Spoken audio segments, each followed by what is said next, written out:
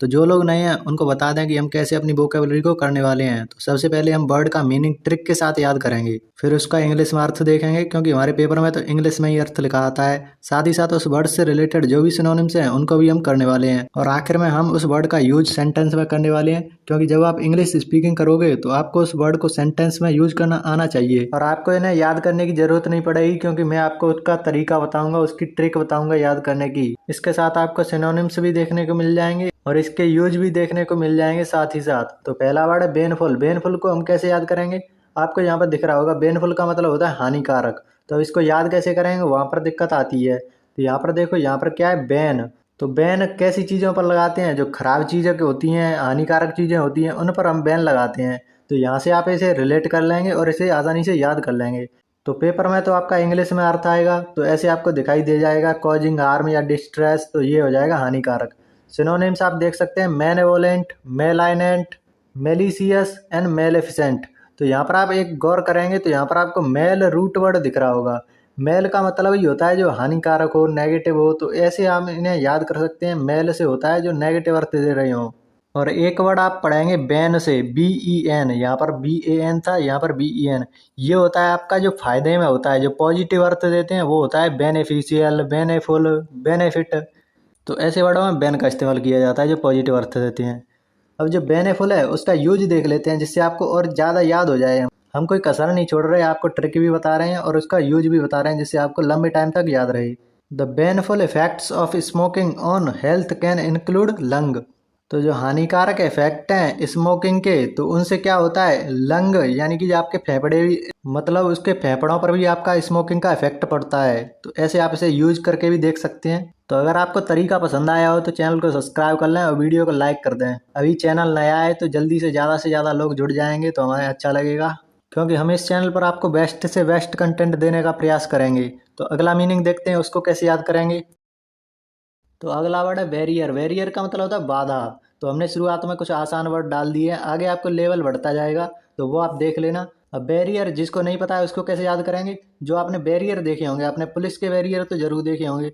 तो वो क्या करते हैं, वाहनों को रोक लेते हैं, जो नियमों को तोड़ते हैं उनको रोक लेते हैं। N obstacle that prevents movement और एक्सेस, मतलब ये मूवमेंट को रोके, इधर उधर जाने से रोके, उसे बैरियर कह देंगे। अब इसके सिनोनिम्स देख लेते हैं। यहाँ पर आप देखेंगे ऑब्स्टेकल। ऑब्स्टेकल आपने जरूर सुना होगा और ये पूछा भी जा चुका है पहले भी। ऑब्स्ट्रक्शन इसी से बना है, तो ये भी आपको आसानी से याद हो जाएगा।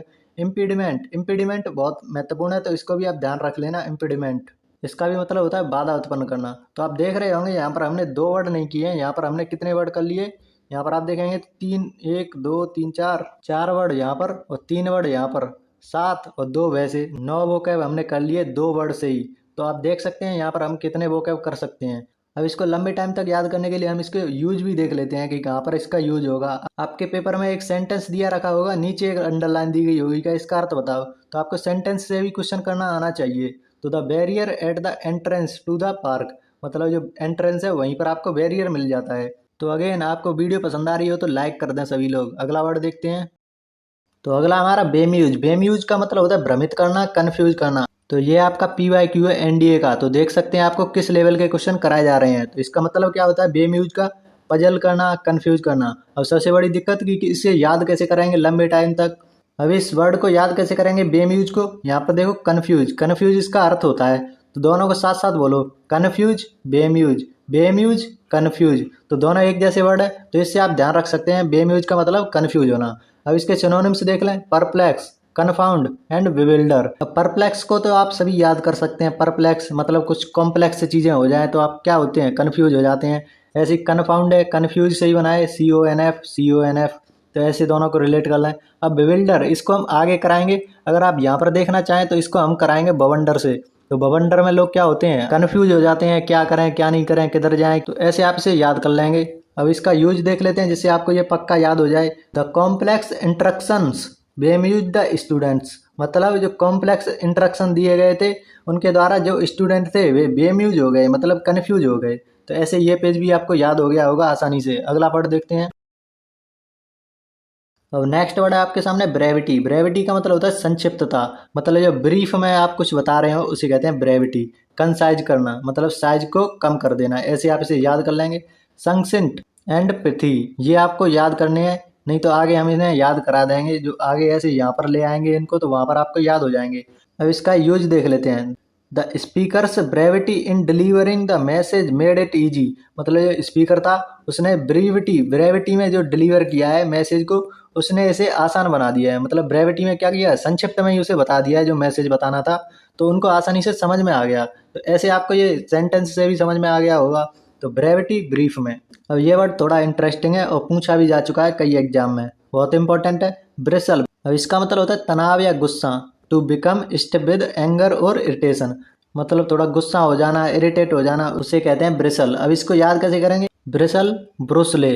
तो जैसे आपने देखा होगा जब आप महीनों से ब्रश नहीं करती तो आपकी मम्मी थोड़ी गुस्सा होकर आपको क्या कहती हैं कि ब्रुश ले, ले ब्रुश। तो ऐसे आप इसे याद करेंगे, ब्रिसल ब्रिसले ब्रुसले, गुस्से में कहती हैं। तो आप समझ लेना थोड़ी बकवास ट्रिक हो गई है, लेकिन आपको याद हो गया होगा। सिनोनिम्स देखते हैं। इरिटेट करना सबके याद है, प्रवोक करना एंड राइल करना। प्रवोक आपने सुना होगा, जैसे चाइना ने इंडिया को प्रवोक किया, मतलब उकसाया। तो ऐसे आप इसे याद कर लेंगे। 3 सिनोनिम्स यहाँ पर भी हो गए। आप देख सकते हैं यहाँ पर हमने 5 वर्ड किए हैं और यहाँ पर हमने कम से कम 20 वर्ड कर लिए होंगे। तो 4 से 5 मिनट में 20 वर्ड आपको याद हो रहे हो तो बहुत बड़ी बात है। तो यूज देख लेते हैं इसको। The dog bristled at the intruder, मतलब इंट्रूडर था उस पर जो कुत्ता था वो भौंका, गुस्से से भौंका। यहाँ पर आप बार्किंग एंड ब्रिसल्ड भी कर सकते हैं, तो मतलब गुस्से से भौंकना। तो यहाँ पर ऐसे यूज से भी आपको समझ में आएगा ब्रिसल। तो मुझे उम्मीद है आपको पूरी वीडियो पसंद आई होगी। और तो सबसे पहले जिन्होंने हमारा टेलीग्राम चैनल ज्वाइन नहीं किया है तो वो ज्वाइन कर लें, लिंक डिस्क्रिप्शन में दे दी गई होगी। उस पर एक क्लास की पीडीएफ मिल जाएगी, सारे एंटोनिम सिनोनिम्स और ईडीएम फ्रेजेस की पीडीएफ आपको वहीं पर मिल जाएगी। तो चलिए वीडियो को शुरू करते हैं।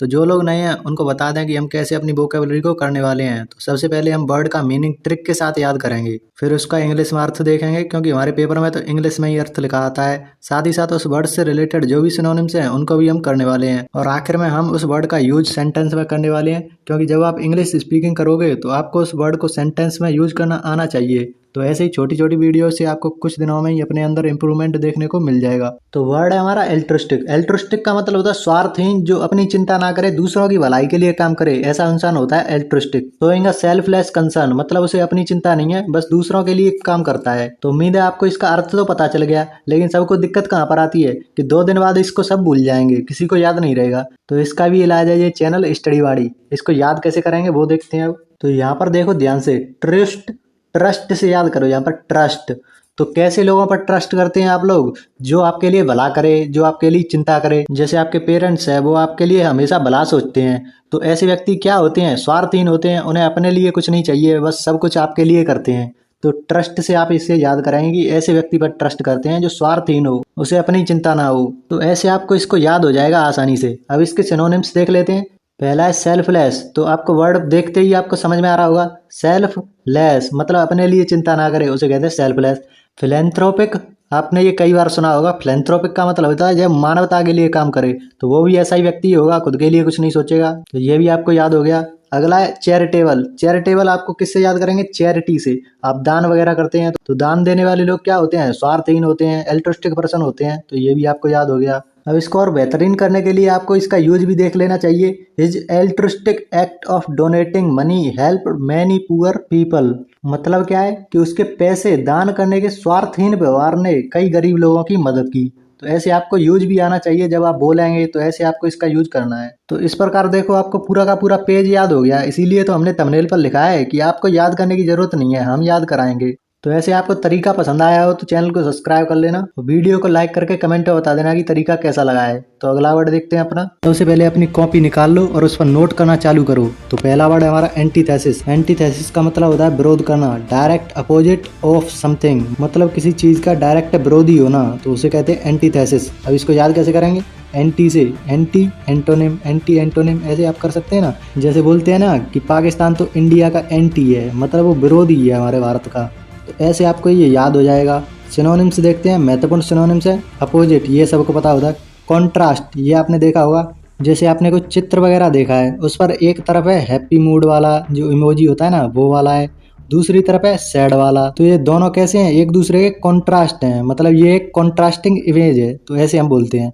अगला है रिवर्स। रिवर्स तो आपने देखा ही होगा, किसी चीज का रिवर्स कर दें। अब आपको पेपर में कैसे दिखेगा, ऐसे एक सेंटेंस दे देगा, उसके नीचे अंडरलाइन कर देगा जिस वर्ड को वो पूछना चाहता है। तो हमको ऐसे सेंटेंस की भी आदत होनी चाहिए। तो the movies villain was the antithesis of the hero, मतलब मूवी का विलन है वो उस मूवी के हीरो का विरोधी है, मतलब एंटीथेसिस है। तो आपको ऐसे ये एक वर्ड आसानी से याद हो गया, पूरा का पूरा पेज आपको याद होना चाहिए उन्हीं बच्चों की तरह, ताकि आपके भी पेपर में अगर ये वर्ड दिख जाए तो आप ऐसा ना करें कि हल्का फुल्का पढ़ के चले गए। आप इन सभी को नोट कर लें ताकि आपको अच्छे से याद हो जाए। वैसे तो हमने पूरा पेज आपको याद करा दिया है, आपको सारे सिनोनिम, सारा यूज, इसका सब कुछ आपको याद हो गया, लेकिन 2 दिन बाद आप भूल जाएंगे। तो आप इस पूरे पेज को अपनी कॉपी पर उतार लें। एक ही तो शब्द होता है, उसको भी आपको उतारने में कुछ ज्यादा टाइम जाएगा नहीं, लेकिन आपको रिवीजन अच्छे से हो जाएगा। और हम ये भी तैयारी कर रहे हैं कि 10-15 वर्ड होते ही हम इनका रिवीजन भी आपको करा देंगे, तो उसके बाद भी आपको एक बार रिवीजन हो जाएगा। तो बस रिवीजन ही करते रहो, उसके अलावा कुछ मत करो, रिवीजन ही आपको सिलेक्शन दिलाएगा। तो ये वर्ड तो आपको याद हो गया, डोरमेंट।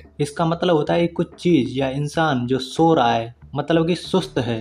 तो इस शब्द को और भी इंटरेस्टिंग बनाने के लिए हम एक स्टोरी से शुरुआत करते हैं। एक बार एक राजा था जिसके राज्य में एक झील थी। एक दिन राजा ने देखा कि झील के पानी में एक छोटा सा बिजली के टुकड़े जैसा कुछ दिख रहा है। वो सोचने लगा कि क्या वो एक नया जीव है, लेकिन जब वो पानी में जाके देखा तो उसे पता चला कि ये तो सिर्फ एक डोरमेंट पौधा था जो अब नींद से जाग उठा था। अब देखो, इस स्टोरी में हमने एक डोरमेंट पौधे का एग्जाम्पल दिया है, तो इसका एग्जाम्पल देखते हैं। The volcano had been dormant for the year but suddenly erupted without warning. इसमें डोरमेंट का मतलब होता है कि ये वोल्केनो अभी तो सो रहा है लेकिन कभी भी फिर से जाग सकता है। दूसरा एग्जाम्पल देखते हैं। The virus can remain dormant in the body for years. ये मैंने लिखा नहीं है लेकिन वैसे बोल दिया है। तो जो वायरस है आपकी बॉडी में कई सालों तक रह सकता है, मतलब सोता रहेगा लेकिन वो कभी भी जाग सकता है। तो इस तरह हमने डोरमेंट के बारे में जाना। तो हमने एक स्टोरी के माध्यम से इसे समझने की कोशिश करी, जिससे आपको इस शब्द का मतलब और इस्तेमाल अच्छी तरह समझ में आ गया है। अब इसके सिनोनिम्स देखते हैं। इनएक्टिव, ये तो हमने वीडियो में ही कर लिया। क्विसेंट, क्विसेंट हो गया आपका सिनोनिम। और लेटेंट, लेटेंट आपने देखा होगा, लेटेंट हीट, मतलब गुप्त ऊष्मा, मतलब है तो लेकिन दिख नहीं रही है, सो रही है। तो ऐसे ये भी इसका सिनोनिम्स हो गया। तो पूरा पेज आपको याद हो गया। तो अब आपकी बारी, बिना देखे इस पूरे पेज को मनी मन आंख बंद करके मनी मन में बोल कर दिखाओ। अगर आप ऐसा कर देते हैं तो समझ लेना आपको पूरा पेज याद हो गया और पूरी वीडियो आपने अच्छे से देख ली है, और आपके एग्जाम में भी इसके सही होने के चांसेस बहुत ज्यादा हैं। और जिन लोगों को याद नहीं हुआ है वो दोबारा वीडियो को देखें या फिर पूरे पेज को एक बार मनी मन में याद करके देखें। तो ऐसे हम पूरी क्लैरिटी के साथ सभी वर्डों को देखने वाले हैं। तो क्या है ये प्रिकॉशियस? इसका मतलब है कि कुछ बच्चे अपनी उम्र से ज्यादा ही मैच्योर होते हैं, जैसे कि आपका छोटा भाई जो पूरे दिन पढ़ता रहता है। तो आप क्या सोचेंगे कि इतना तो मैं अब पढ़ रहा हूँ एनडीए के लिए, इसने तो 5वीं क्लास से ही इतना पढ़ना चालू कर दिया। ऐसे बच्चे उम्र से पहले ही मैच्योर हो जाते हैं। अब इस वर्ड को और भी इंटरेस्टिंग बनाने के लिए हम आपके सामने एक कहानी लाए हैं। इस बार एक छोटा सा बच्चा था जिसका नाम था बिट्टू। बिट्टू बहुत ही प्रिकॉशियस था, मतलब कि उसे अपनी उम्र से ज्यादा ही समझदारी थी। एक दिन उसके पिताजी ने एक बहुत ही मुश्किल सवाल पूछा, बेटा अगर तुम्हारे पास 100 रुपए होते तो तुम क्या करोगे? बिट्टू ने सोचा और फिर बोला, पापा अगर मेरे पास 100 रुपए होते तो मैं 50 रुपए अपने सेविंग्स में डाल देता और 30 रुपए आइसक्रीम के लिए यूज कर लूंगा, 10 रुपए दान में दे दूंगा और 10 रुपए अपने दोस्त को दे दूंगा उसका भी, और 10 रुपए अपने दोस्त को उधारी में दे देगा। तो पिताजी इम्प्रेस हो गए और सोचने लगे कि ये मेरा ही बच्चा है क्या, इतना प्रिकॉशियस कैसे है। लेकिन फिर बिट्टू ने सवाल पूछा कि पापा अगर आपके पास 100 रुपए होते तो आप क्या करते? तो पिताजी सोचकर बोले, बेटा मैं सबसे पहले 50 रुपए तुम्हें देता, फिर अपनी वाइफ को 30 रुपए देता और अपनी माँ को 10 रुपए देता, और 10 रुपए से मैं भी अपना कर्जा चुकाता अपने दोस्त को देकर।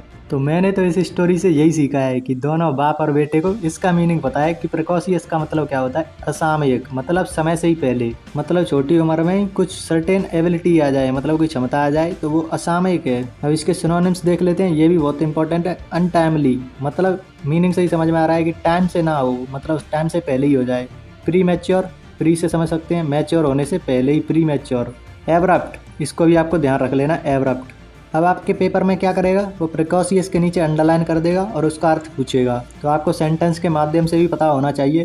तो she started gym at the precocious age of 12, मतलब उसने 12 साल की उम्र में ही जिम जाना चालू कर दिया। तो वो क्या है, प्री मैच्योर है, बहुत असामयिक है।